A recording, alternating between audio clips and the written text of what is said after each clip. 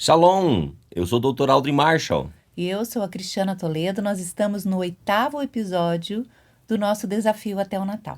Nós estamos muito felizes porque nós temos recebido feedbacks tão legais de atividades físicas que vocês começaram a fazer, até mesmo ouvindo esses episódios caminhando ou fazendo algum trabalho manual. Que bacana isso! Nós recebemos até algumas fotos e isso nos alegra muito.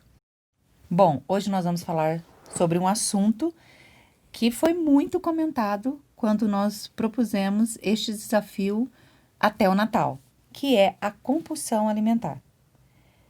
Lógico que para você ter um diagnóstico bem específico, você precisa consultar um profissional da saúde que faça esse tipo de avaliação, para você entender melhor e a fundo o que significa esse distúrbio. Você sabe o que é compulsão alimentar? Compulsão alimentar é considerado um distúrbio alimentar caracterizado pela ingestão exagerada de alimentos. Essa ingestão ela ocorre mesmo sem a presença de fome ou uma necessidade física de algum tipo de alimento. Em geral, a pessoa compulsiva ela perde o controle do que ela está ingerindo, tanto na quantidade como na rapidez da ingestão destes alimentos. Então, dessa forma, ela come alimentos em grandes quantidades, na maioria das vezes com baixo ganho nutricional e, geralmente, alimentos muito calóricos. Veja bem, todos nós exageramos em algum momento na comida, principalmente nesse período em que nós estamos, que é festa de final de ano, encontros, comemorações, mas isso não é considerado uma coisa anormal, porque acontece esporadicamente. No entanto, comer demais ele se torna um transtorno quando ele vira um hábito e ele foge do controle. Então, a compulsão alimentar, ela identifica quando a pessoa passa a ser dependente da comida. Isso normalmente está associado também a um padrão de culpa, né? Fizeram uma experiência entre francesas e americanas, mulheres francesas e americanas, da seguinte forma: colocaram um bolo de chocolate delicioso, reuniram um grupo de amigas americanas e amigas francesas, e observaram qual era a reação delas em relação ao bolo, qual era o foco delas, né? Entre as americanas, elas comeram todo o bolo. As francesas, acho que sobrou quase 2/3 do bolo. E perguntaram para os dois grupos qual que era, o que aconteceu. Entre as americanas foi assim: nossa, já que estava ali, já que estava ali, vamos comer tudo, vamos acabar.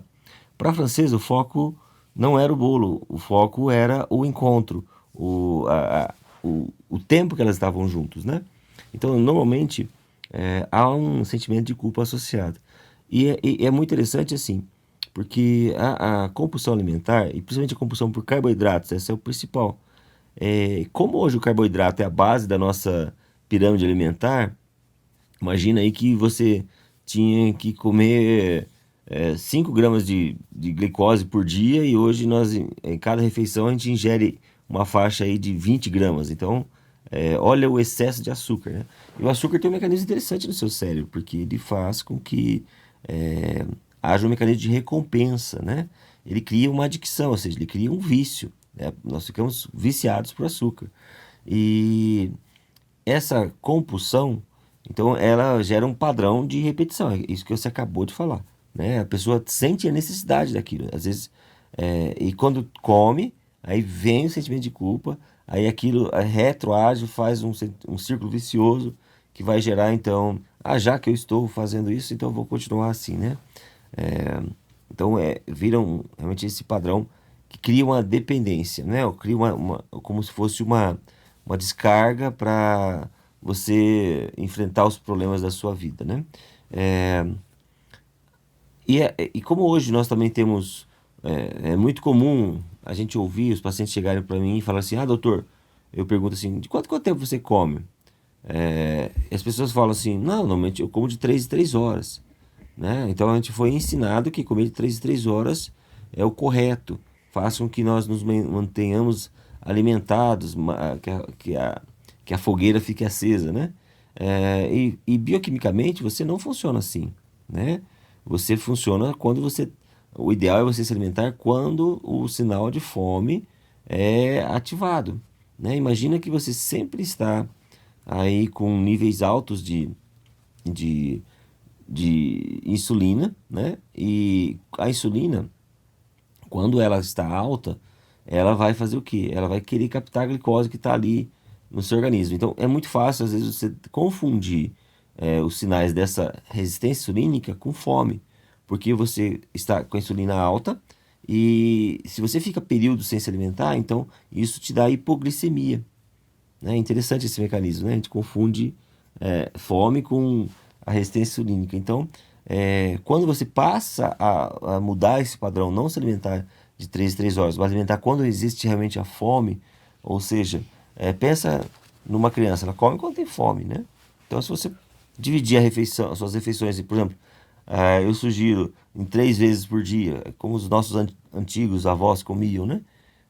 O que acontece? Você restabelece esse ciclo normal, né? Então, diminui essa questão da compulsão alimentar, né? E principalmente por carboidrato. A gente tem muita oferta de carboidrato hoje. A gente, em vez de comer gordura boa, a gente come mais carboidrato, porque a gordura te dá mais saciedade, não é? Sim.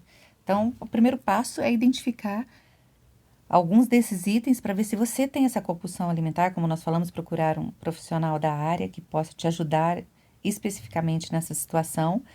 E quais são essas, vamos dizer, sinaizinhos de alerta que nós poderíamos prestar atenção para que nós pudéssemos fazer alguma coisa?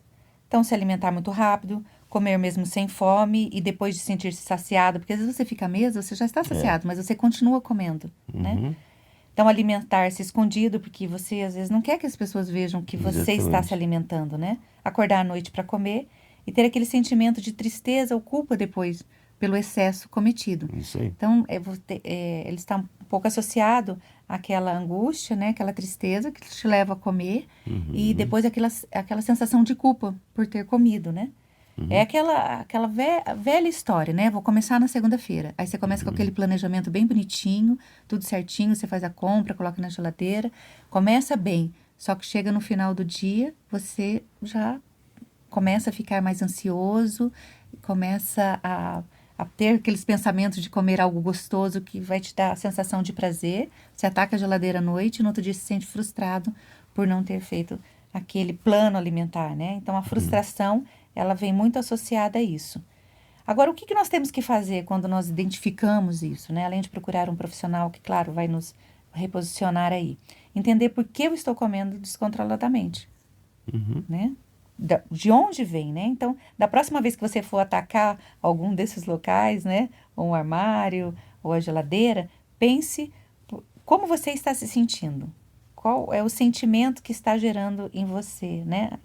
Para que você esteja apertando um gatilho ali, que vai Uhum. desencadear Uhum. toda essa sensação. É um desejo de sentir-se bem e depois para sentir-se mal, né?